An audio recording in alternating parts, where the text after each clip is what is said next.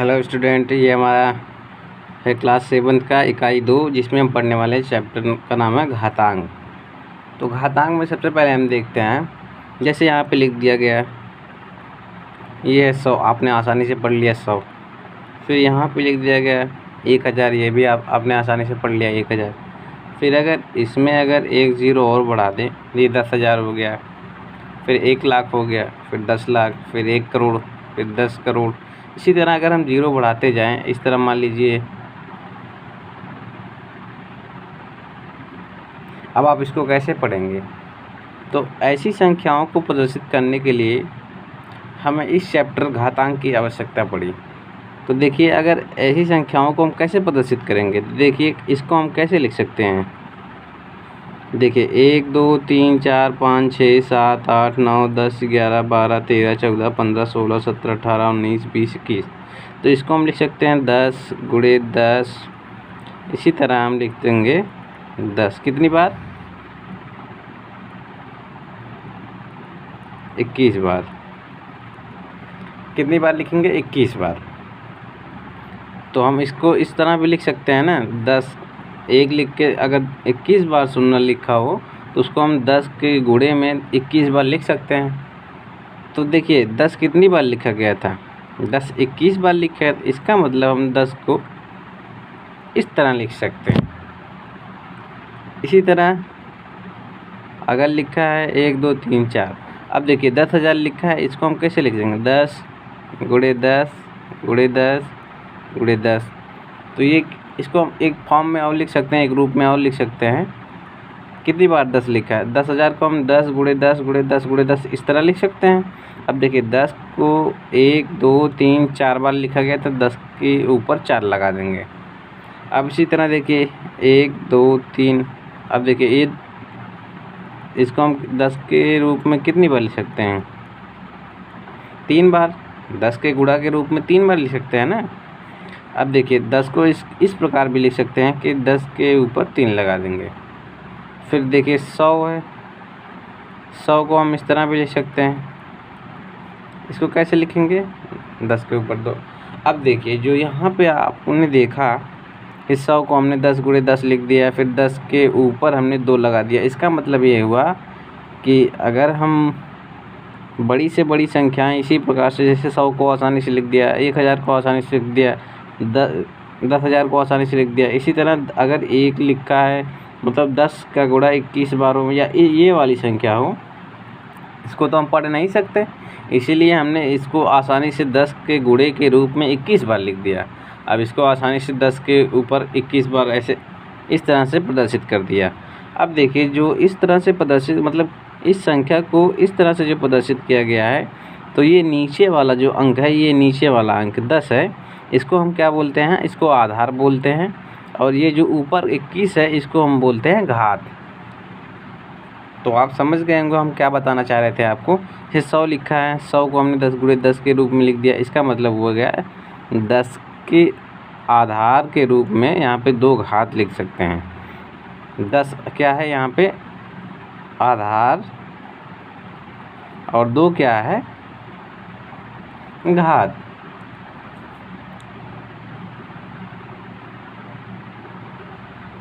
और इस रूप को हम क्या बोलते हैं?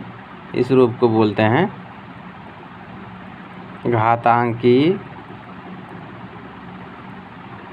रूप। तो हम सीधा मतलब है, हम आपको घातांकी रूप बताना चाह रहे थे। तो आप समझ गए होंगे कि आधार क्या होता है, घात क्या होती है। जैसे हम लिख दिए यहाँ पे, देखिए 8 लिख दिया। 8 को हम कैसे लिख सकते हैं? 2 गुणे 2 गुणे 2 ऐसे लिख सकते हैं 3 बार। अब देखिए 2 को हमने कितनी बार में तोड़ा है? 1 2 3। तो हम कैसे लिखेंगे? 2 की घात 3। अब यहाँ पे देखिए आधार क्या है? 2, और घात हमने आपको बता ही दिया था, घात क्या है? 3। और ये क्या हो गया हमारा? घातांकीय रूप। घातांकीय रूप हो गया। इसी तरह आप 9 को भी लिख सकते हैं। 9 कैसे लिखेंगे? 3 गुणे 3। इसको कैसे लिखेंगे घातांकीय रूप में? 3 की घात 2। ये हमारा घातांकीय रूप हो गया। अब हम घातांकीय रूप की परिभाषा देख लेते हैं। घातांकीय रूप की परिभाषा होती क्या है, तो यहाँ पे डालेंगे घातांकीय रूप।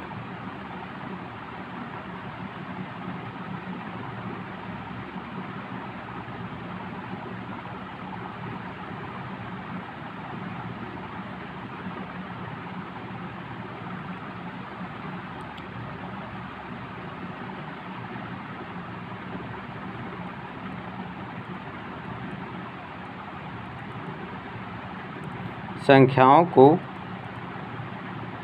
उसके संगत घात, संख्याओं को उसके आधार और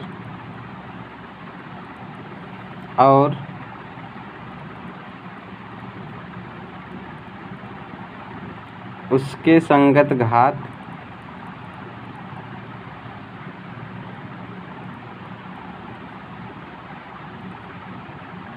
के रूप में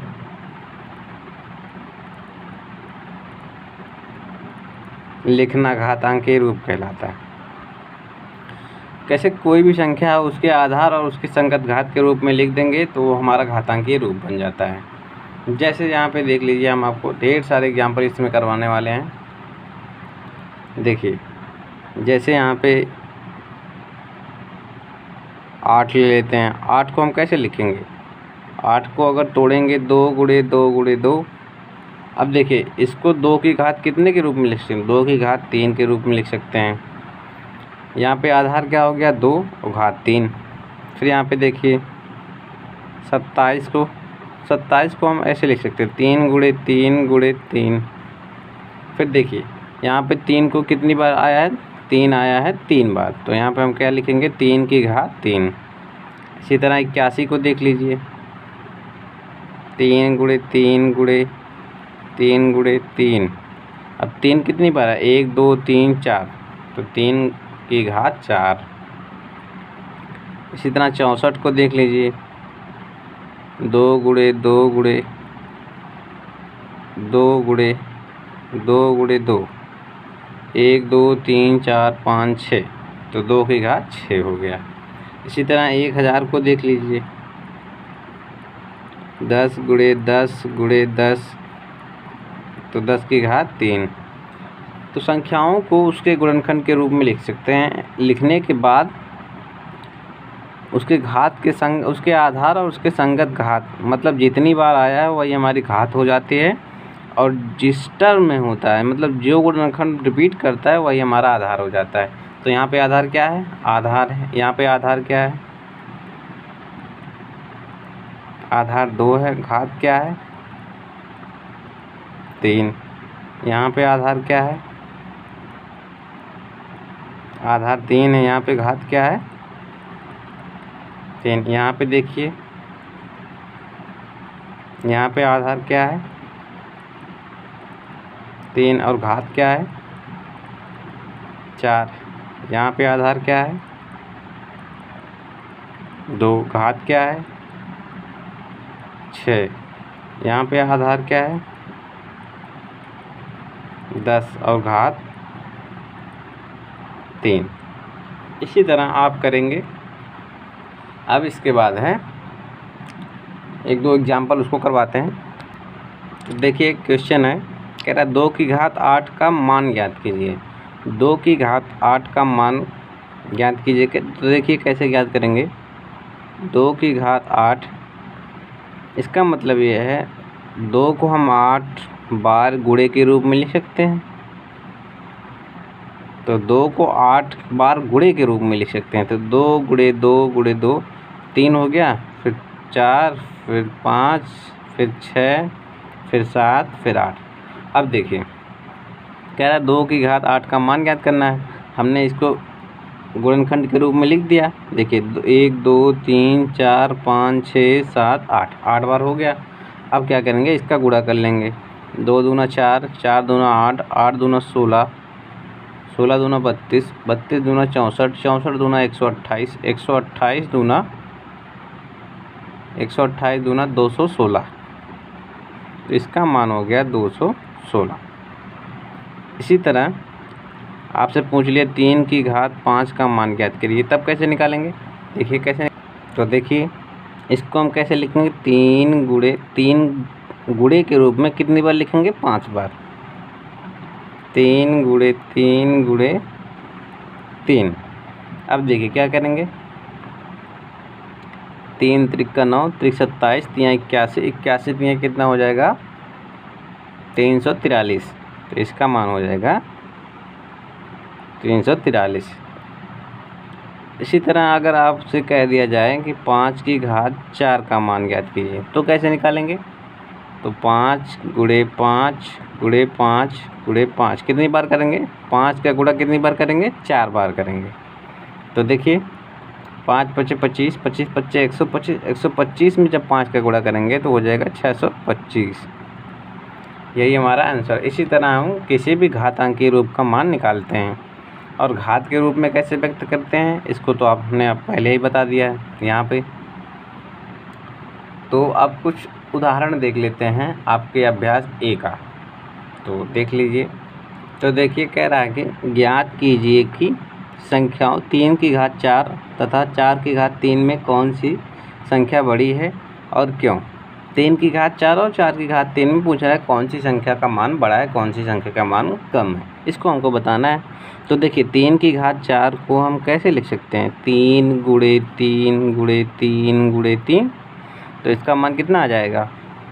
3 त्रिका 9, 3 27, 3 81। अब वहीं 4 की घात 3 देख लेते हैं, इसका मान कितना आएगा? 4 गुणे 4। अब देखिए 4 की घात 3 था, इसीलिए हमने 4 का गुणा 3 ही बार किया है, क्योंकि घात में जो होता है हम उतना ही बार गुणा करना होता है। तो इसीलिए इसका मान कितना हो जाएगा? 4 चौके 16, चौका 64। अब देखिए 81 और 64 में कौन बड़ा है? 81 में और 64 में कौन बड़ा है? तो 64 छोटा है 81 से। इसका मतलब ये किसका मान था? 3 की घात 4। तो 3 की घात 4 वाला बड़ा होगा 4 की घात 3 वाले से। कह रहा था हमें बताना 3 की घात 4 और 4 की घात 3 में कौन सी संख्या बड़ी है और क्यों। क्योंकि इसका मान बड़ा है और इसका मान छोटा है, इसीलिए 3 की घात 4 वाला बड़ा होगा। तो क्यों का आंसर दे रहे हैं, क्योंकि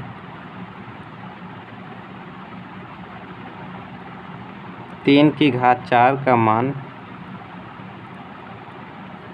4 की घात 3 से बड़ा है।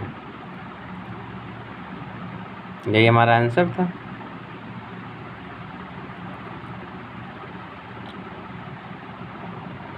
तो दूसरा उदाहरण देख लीजिए। कह रहा ज्ञात कीजिए कि 2 की घात 8 और 8 की घात 2 में कौन सी संख्या बड़ी है। तो अगर आपको ऐसा और भी कहीं क्वेश्चन दिख जाए तो आप सीधा दोनों संख्याओं का मान निकालेंगे। मान निकालने के बाद दोनों संख्याओं के मान की तुलना करेंगे, जिस संख्या का मान बड़ा होगा उस वही संख्या हमारी बड़ी संख्या होगी। तो देखिए कैसे करेंगे।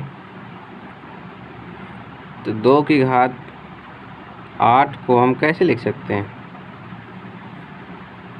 2 गुणे 2 गुणे 2 गुणे 2 गुणे 2 कितनी बार हो गया? 3 3 6, 2 गुणे 2। तो 2 की घात 8 का मान कितना होता है? 2 दूना 4, 4 दूना 8, 8 दूना 16, 16 दूना 32, 32 दूना 64, 64 दूना 128, 128 दूना कितना होता है? 216। अब वहीं पे देख लीजिए 8 की घात 2, इसका मान कितना आएगा? 8 गुणे 8, यानी 8 की घात 2 है, इसका मतलब 8 का गुणा 2 ही बार केवल होगा। तो 8 8 64। इसका मतलब 8 की घात 2 का मान 64 है, 2 की घात 8 का मान 216 है। तो 216 बड़ा होगा 64 से, 216 बड़ा होगा 64 से। इसका मतलब 2 की घात 8 बड़ा होगा किससे? 8 की घात 2 से। हमको यही बताना था, ये हमारा आंसर है। अब देखिए अगला उदाहरण है। कह रहा निम्नांकित के मान ज्ञात कीजिए। तो 1 की घात 5 दिया है, फिर 1 की घात 7 दिया है, फिर ऋण 1 की घात 4 दिया है, फिर ऋण 1 की घात 5 दिया है, फिर ऋण 5 की घात 4 दिया और ऋण 10 की घात 3 का मान ज्ञात करना है। तो इन संख्याओं का मान ज्ञात करना है। तो पहले 1 की घात 5 का मान देख लेते हैं। 1 की घात 5 दिया है, इसको कैसे सॉल्व करेंगे? तो यानी कि किसी भी संख्या का घात अगर कोई भी संख्या दिया तो मतलब उस संख्या का उतनी बार गुणा। तो 1 की घात 5 है तो 1 का गुणा कितनी बार किया जाएगा? 1 में 5 बार। तो 1 गुणे 1 गुणे 1 गुणे 1 गुणे 1, ये हो गया 3 2 5। अब देखिए 1 का गुणा 1 में करेंगे फिर 1 आएगा, फिर 1 आ गया, 1 का गुणा फिर 1 में, फिर 1 का गुणा 1 में, फिर 1 का गुणा 1 में, करते चले जाएंगे तो हमें लास्ट में 1 ही मिलेगा। तो यानी इसका मान क्या आ गया? 1 की घात 5 का मान क्या आ गया? 1। यही हमारा आंसर है। अब इसी तरह देख लीजिए इसका मान। 1 की घात 7 का मान कितना आएगा? 1 गुणे 1 गुणे 1 गुणे 1 गुणे 1, 4 2 6 गुणे 1। अब फिर देखिए 1 का गुणा 1 में, फिर 1 का गुणा 1 में, 1 का गुणा 1 में, सबका मान 1 ही आएगा। तो टोटल 1 का गुणा 1 में, फिर 1 का गुणा 1 में, फिर 1 का गुणा 1 में, फिर 1 का गुणा 1 में, फिर 1 आएगा, फिर 1 का गुणा 1 में, फिर 1 का गुणा 1 में, तो 1 आ जाएगा। ओवरऑल पूरा इसका मान क्या आ जाएगा? 1। तो यहाँ से हमें क्या पता चलता है कि अगर 1 की घात हम कुछ भी कर दें, धनात्मक में 1 की घात अगर हम कुछ भी कर दें तो उसका मान 1 ही आना है।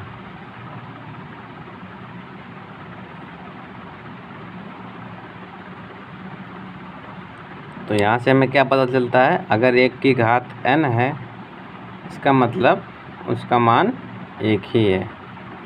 और n क्या है? कोई भी प्राकृतिक संख्या है। n का मान कोई भी प्राकृतिक संख्या है। तो उसका मतलब यह है कि अगर 1 की घात n कर देंगे तो उसका मान हमेशा 1 ही रहेगा। अब इसी तरह देख लीजिए ऋण 1 की घात 4 है। अब ऋण 1 की घात 4 का मतलब क्या है? ऋण 1 का गुणा 4 बार, ऋण 1 गुणे ऋण 1 गुणे ऋण 1 गुणे ऋण 1। अब देखिए कैसे करेंगे? ऋण 1 का गुणा ऋण 1 में, तो 1 का गुणा 1 में तो 1 ही आएगा। फिर माइनस का गुणा जब माइनस में करेंगे तो ये हो जाएगा प्लस।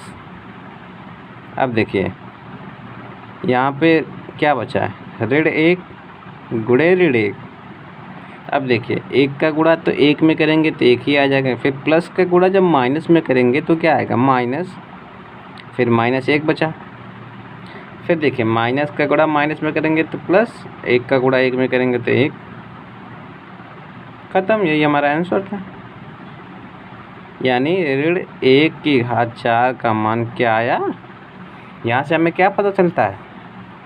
यहाँ से हमें ये पता चलता है कि अगर कोई भी संख्या ऋण 1 है, ऋण 1 की घात अगर हम हमेशा इवन नंबर सम संख्या लेते हैं, जैसे 2 हुआ, ऋण 1 की घात 4 हुआ, ऋण 1 की घात 6 हुआ, ऋण 1 की घात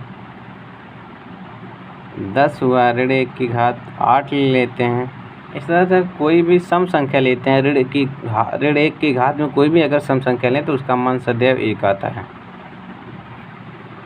इसको आप नोट कर लीजिए अलग से। और ये हम आपको इस लेक्चर में, यानी इस लेक्चर सीरीज़ में क्लास 7 का पूरा मैथ सॉल्व कराएंगे। और अभी तक जितना भी हमने पढ़ा दिया है सब पूरा क्लास 7 का हर एक क्वेश्चन करवा दिया है इस पूरी लेक्चर सीरीज़ में। आप जाएंगे मेरे चैनल पर, वहाँ पे प्ले लिस्ट में जाएंगे क्लास 7 में, वहाँ आपको सारा मिल जाएगा। पूरा क्लास 7 का पूरा एकदम क्वेश्चन पूरा ऑल टू वन पूरा करा दिए हैं। तो आगे क्या है? आगे का क्वेश्चन है ऋण 5 की घात 4 का मान बताइए। अब देखिए ऋण 5 की घात 4 है, इसका मतलब ऋण 5 का गुणा, मुझे लगता है ऐसे क्वेश्चन तो आप कर लेंगे। ऋण 5 का गुणा 4 बार करेंगे। अब देखिए प्लस माइनस का गुणा माइनस में करेंगे, प्लस 5 का गुणा 5 में करेंगे 25, बचा क्या? यहाँ से इधर पूरा बच गया, ऐसे उतार लेंगे। अब देखिए 25 का गुणा जब 5 में करेंगे तो आएगा 125। अब माइनस का गुणा जब प्लस में करेंगे तो ये हो जाएगा माइनस, और बचा का -5। अब देखिए 125 का गुणा जब 5 में करेंगे तो 5 × 5 = 25, 5 × 2 = 10, 2 = 12, 5 × 1 = 5, 1 = 6, 625 आ गया। और माइनस का गुणा माइनस में क्या हो जाएगा, प्लस। यही हमारा 5⁴ का मान है, यही हमारा आंसर है। अब लास्ट में आता है -10⁻3। अब देखिए -10⁻3 का मतलब क्या है, -10 का गुणा कितनी बार करेंगे, 3 बार करेंगे। इसका मतलब हुआ, अब देखिए 10 का गुणा 10 में करेंगे तो 100 आ जाएगा, ऋण का गुणा ऋण में करेंगे तो प्लस हो जाएगा, गुणे -10। अब देखिए 100 का गुणा जब इसमें करेंगे तो कितना हो जाएगा, 1000 हो जाएगा। अब यहाँ पे प्लस का गुणा ऋण में करेंगे तो ऋण हो जाएगा। यही हमारा -10⁻3 का मान है। यहाँ से हमें क्या पता चलता है, अगर किसी भी संख्या, कोई भी संख्या मान लीजिए a है,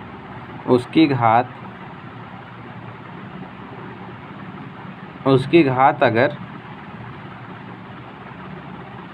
मान लीजिए n है, ऋण a है, इसकी घात अगर n है, n कोई नंबर हो सकता है, 1 2 3 4 5 6 7 8 कोई नंबर हो सकता है।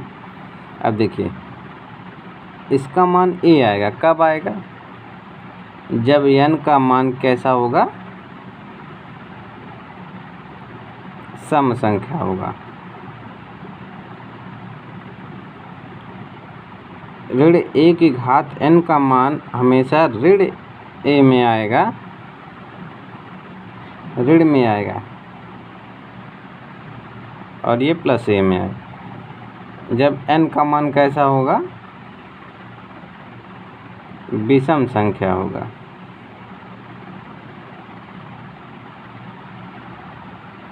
और ये a अलग अलग, मतलब यहाँ पे हम कुछ और नाम देते हैं b, यहाँ पे g कोई नंबर है, g और b कोई अलग अलग नंबर। तो हमारा डायरेक्ट बताने का मतलब ये था, अगर कोई भी संख्या है तो अगर उसकी घात सम संख्या है तो उसका मान हमेशा धनात्मक आता है, अगर उसका घात विषम संख्या है तो उसका मान हमेशा ऋणात्मक आता है। मेरा बताने का मतलब ये था। और वो दोनों मान अलग अलग आएंगे। जैसे देख लीजिए, यहाँ पे मैं आपको एग्जांपल दे रहा हूँ। जैसे ऋण 2 की घात 3 ले लेते हैं। अब देखिए ऋण 2 गुणे ऋण 2 गुणे ऋण 2, जब इसका गुणा करेंगे तो 2 दूना 4, 4 दूना 2 दूना 4, 4 हो गया, गुणे ऋण 2। अब ऋण का गुणा ऋण में करेंगे तो प्लस हो जाएगा। फिर 4 दूना 8, धन का गुणा जब ऋण में करेंगे तो ये ऋण आ जाएगा। तो देखिए यहाँ से हमने क्या सीखा, यहाँ पे ऋण 2 है और घात कैसी है, विषम संख्या। जब भी विषम संख्या आएगी, अगर यहाँ पे ऋण है तो यहाँ पे भी ऋण आएगा,